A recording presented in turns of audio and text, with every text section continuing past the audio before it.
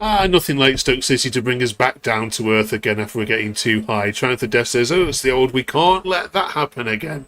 Welcome back to Where Potters Walk. Just what on earth happened at Bramall Lane this weekend? Yes, Stoke City, turning to Stoke City of old. How you all doing? Coming up then, we're trying to explain just what happened against the Blades. Also talking about what's the best 90th minute winner you've ever seen scored by Stoke.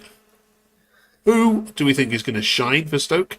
Of course, in next summer's World Cup, which name we'll be hearing the most, and whoops, the letter I in our A to Z of Stoke City. We've got two fine Stoke City up-and-coming journalists, which sat through that in a very cold and wet Sheffield at the weekend.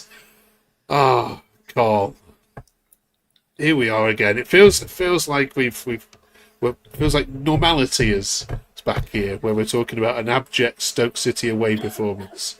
What went wrong? We are so back.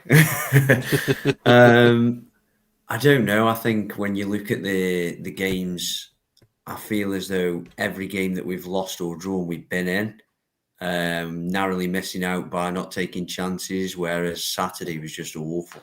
Absolutely awful. They couldn't string a pass together. They just looked like they'd never played together. They looked a shadow of the team that we have been, and I just don't know what on earth went wrong. There's some suggestions from social media. I'll put them to you both and see what you think. First one here from Robin's Promotion Potter. Calamity Wilmot is back. Our worst defence showing all season, and he's in the team. It's no secret, is it? Let's be honest. Harsh, Ryan? Not really. He's had. I mean, I went the whole game. The past two games, he's not been very good.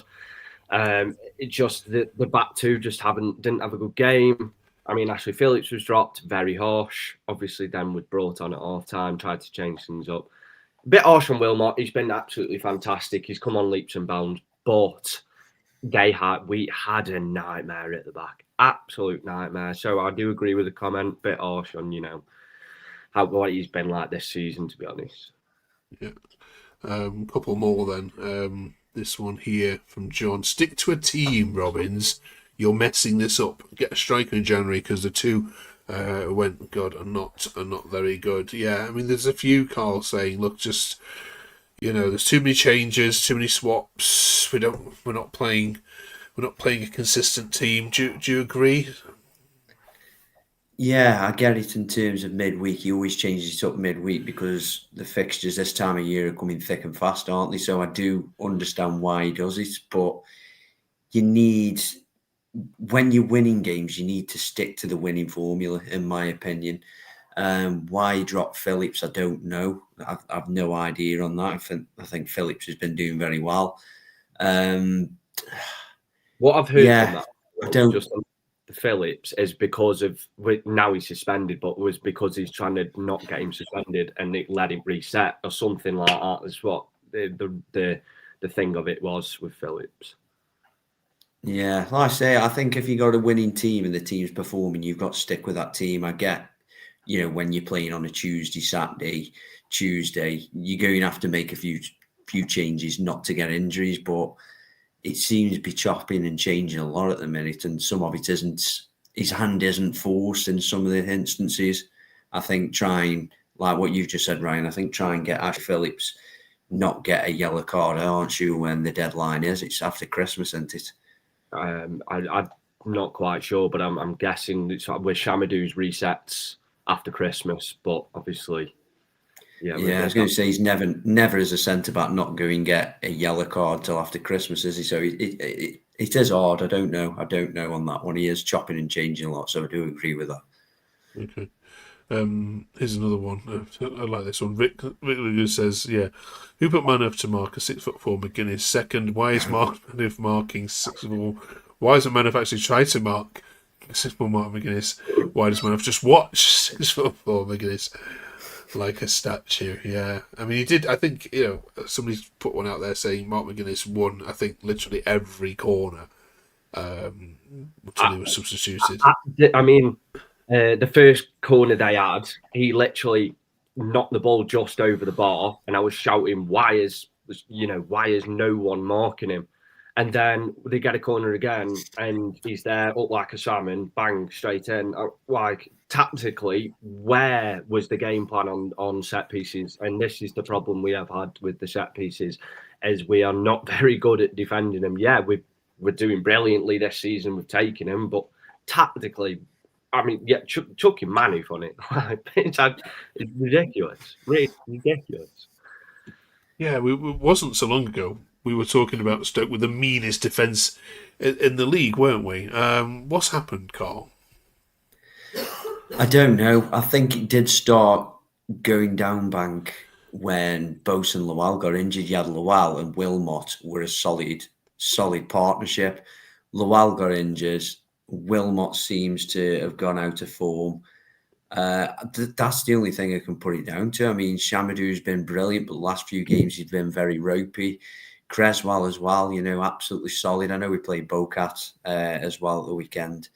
I don't know. It's hard to put your finger on it. Is it that we were just overachieving? Were we overachieving? Because I've said since last season, since the start of this season on the podcast, we want to be aiming mid-table. I think it's just a blow because we've been doing so well, and now we are seeing where we should be at. Really, we're starting to slip down the ranks a little bit. I think I did expect it to happen, but it doesn't soften the blow. It's just a change, As I said earlier, we've been competing in games, and we've gone. Just to input to obviously, I think as you were saying with I think every other team around us started terribly, and we did the non-Stoke thing of starting really well, and then we're doing the Stoke thing of come to Christmas, teams are now better and we're dropping off, and we can't seem to handle that pressure, I think, as well. The number of tweets I saw that kind of backed up all those things you've just been saying, Carl. It seems as if Stoke fans are coming to realise now that perhaps, this isn't going to be more than just a top table finish. Top half finish. Sorry, Tim says, this was more than a defeat on the road. This showed the reality of our progress. Are we better than last season? Of course. Are we top 6 material? Come off it. Yeah. Do you agree, Ryan? Yeah. Go on. Go on, Carl. You go on. I'd say that's a spot on tweet, isn't it? That basically summarises what I was going to say, but better than what I said, that is. Yeah, I'd add to that the same. I think, I think I was sort of like, we're top 6, and then past few games, I'm like, come off it. Like, what am I doing? Get off my high horse. The fixtures this week, then, if we look ahead to them, we're away at Ipswich, who've just beaten Coventry, and then we've got our old friends Swansea in town this weekend. That Ipswich game, is that going to be a measure, Carl, of kind of where you're at, but also your reactions? Because, of course, what Stoke fans are looking for now, especially those that are travelling to Portman Road on a Tuesday night, be looking for a reaction from Robbins and the team. Yeah, I expected a reaction on Saturday, to be honest with you. I did expect a reaction from the Hull defeat. I just don't want to go there and get another pasting, you know what I mean? I don't want it to be another 4-0, but they've just beat a high-flying Coventry, so there's every chance of it again. I think we're just coming off a high and beginning to realise where we are as a team now. As Tim said in that tweet, it's a realisation we were never going to be top 6, but it does hurt still to slip down so quick. Yeah, okay. And then Ryan, about Swansea, obviously you're promotion, relegation buddies to the Premier League. You've been tied at the hip for years. Yeah, I'm confident. I'm confident of beating Swansea. I mean, I haven't really heard of them all season do anything spectacular. We're at home. I know we've got a good home form. Our old friend Josh Time and Matt Haunters, he scored at the weekend. So, we got to do something at Ipswich to then sort of carry that on to then Saturday. or it could go the other way. We get a pacing and we react on the Saturday. But I think we do all right against Swansea, to be honest. Okay, we'll be back here to review all of those next week. We're talking about injury time winners this week because there's been more 90th minute goals scored in the Championship this season than in any other Championship season up to this point. So it's got us thinking, what's your favourite 90th minute goal of all time? It doesn't have to be in the Championship, of course. It could be in the Cup or could be in the Premier League. Have either of you two got one that sticks in your memory? You know that you've been there and you've leapt out your seat higher than ever before? I'm just going to go very, very, very recent, and it's the Derby game this season when we went to win 3-1 and the 2 goals culminating the 90 plus. I think it was a great sort of, we were like, whoa, like we're hopefully doing something well here.